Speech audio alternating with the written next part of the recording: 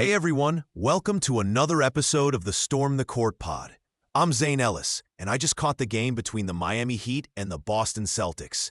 Let me tell you, watching Jason Tatum go 4 for 17 from the field, call me crazy, but I don't want to overreact, but that's a tough day at the office.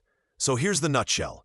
The Heat took it to the Celtics, winning 124-103 in Boston. The Celtics had a rough start and looked like they were trying to find their footing, but Miami was relentless. They outscored the C's in every quarter and showed off that famous Heat culture grit.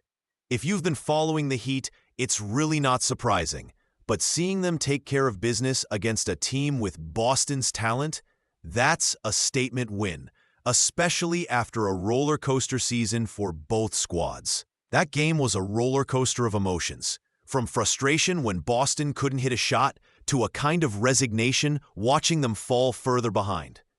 You can't help but feel disappointed as a Celtics fan, and I wasn't alone in that sentiment.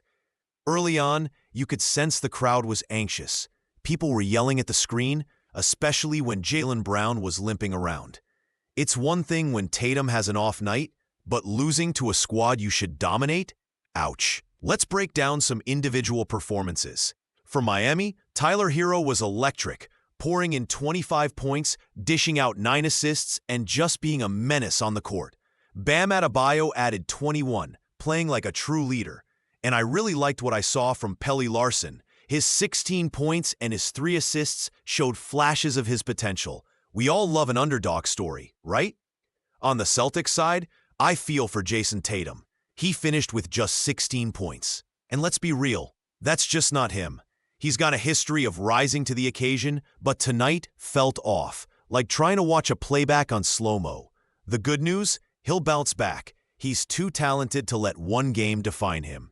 Jaylen Brown scored the most for Boston with 24, but it was just a frustrating night all around. You could see the concern on fans' faces as they watched JB struggle through injuries. All right, my gut feeling on all this is that the Miami Heat are once again a serious threat. This win over a top-tier team like the Celtics proves they're not just floating through the season. They're on a 6-game winning streak right now, and this is not the same team we saw at the beginning of the year. I was yelling at the coach for not putting Tatum on Kyle Anderson to stop him, but hey, maybe that's the kind of call that makes or breaks a game. You don't want to overthink this, but could we be witnessing the resurgence of the Heat as championship contenders? What I'm looking forward to now is the playoff implications for both these teams. Are we about to see a Celtics team that had high expectations struggle to meet them? Or are they going to regroup and remind us why they were favorites in the first place?